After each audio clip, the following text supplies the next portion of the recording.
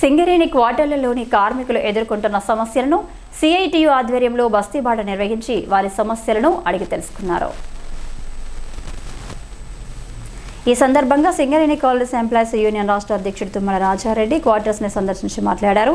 ఎడింగ్లాండ్ కాలనీలోని C210లో నివాసం ఉంటున్న సుధీర్ క్వార్టర్లో రూఫ్ బిచ్చులు ఊడి గాయాలయ్యాయని, అలాగే క్వార్టర్లో ఇదే పరిస్థితి ఉందని తెలిపారు.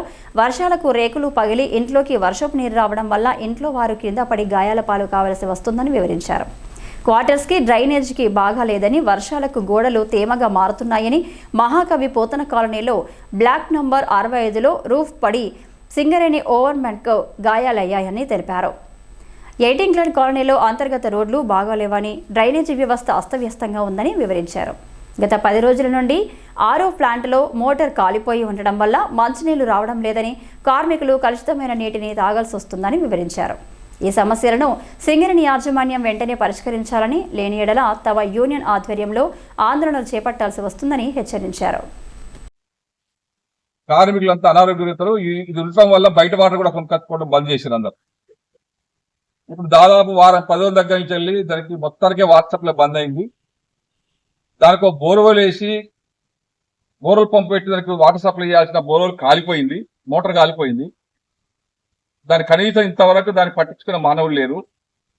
పోనీ గోదావరి వాటర్ దానికి ఏదైనా ఒక వాటర్ కనెక్షన్ ఇచ్చేసి అవి ఆర్ఓ ప్లాంట్ కనెక్షన్ ఇస్తే నీళ్ళన్న ఇన్కమింగ్ ఇస్తే అవుట్ గోయింగ్ వస్తాయి. అది కూడా ఏర్పాటు చేసే పరిస్థితి లేదు. ఇది ఎవరి వైఫల్యం అనుకోవాలో నాకు అర్థమవుతలేదు. కార్మికుల సంక్షేమం ఇంత నిర్లక్ష్యం ఎందుకు అని మేము జనరల్ మేనేజర్ గారిని డైరెక్ట్ ప్రశ్నిస్తున్నాం. ఈ రిపోర్ట్లు మీకు ఉంటారే ఉంటలేవా? అసలు వాటర్లో అయితే ఒక్క హాల్లో 20 డబ్బాలు పెట్టుకుంటారు వర్షం వస్తే ఉడిచిన నీళ్ళు పట్టుకోవడానికి. సోఫా సెట్ల మీద మొత్తం వర్కులు కప్పేసినాం. చిన్న చిన్న పిల్లలను పట్టుకొని కుర్చీలో కూర్చుంటారు వర్షం వస్తే. మీద డబుల్ ఫ్లోర్లు ఉన్నాయి, అన్ని క్వార్టర్లు, పై క్వార్టర్లు అన్నిటి మీద స్లాబ్ల మీద వంపుకుంటున్నాయి. డ్రైనేజ్ నీళ్ళు పోల్చే కాడ ఎత్తుండి నీళ్ళని స్టాగ్నేషన్ అయిపోయి కింద క్వార్టర్ డామేజ్. ఇది కూడా చూస్తాను సివిలలో చేతనైతలేదా? కింద క్వార్టర్లు ఉరుస్తున్నాయి, రాడు మొత్తం పడిపోతున్నాయి అంటే నీళ్లు ఎక్కడి చేస్తున్నాయి చేసే తెలియలేదా వీళ్ళకి?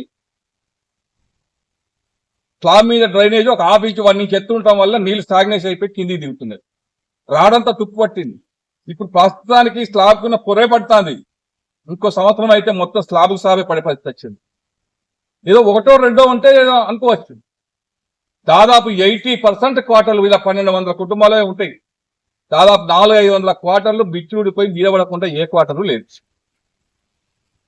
మీదకి ఒక 2 ఇంచో 3 ఇంచో సిమెంట్ మొత్తం స్లాబ్ పైన వేయడానికి కూడా మీ కంపెనీ దగ్గర డబ్బులు లేవా?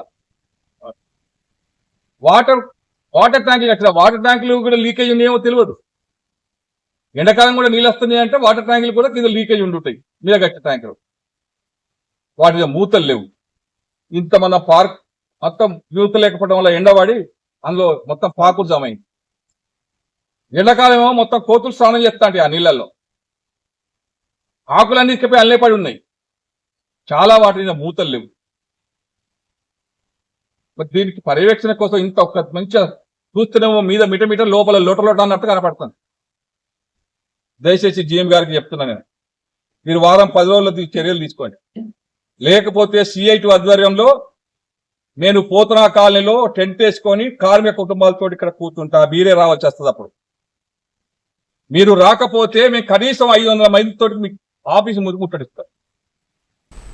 ఈ కార్యక్రమంలో RG2 ఏరియా సెక్రటరీ కుంట ప్రవీణ్ కుమార్, అధ్యక్షులు Vinay, Somarapu Venkanna, organizer secretary Sampath Kumar, Narasimha, Ramprasad, Vinesh, Sampath, Tirupati, Prem Kumar, Vinay, Raj Kumar, Ramesh, Rakesh, RG3 అధ్యక్ష కార్యదర్శి విజయ్ కుమార్, కొమరయ్య, రాజేష్, కార్యకర్తలు, కాలనీ ఉద్యోగులు పాల్గొన్నారు.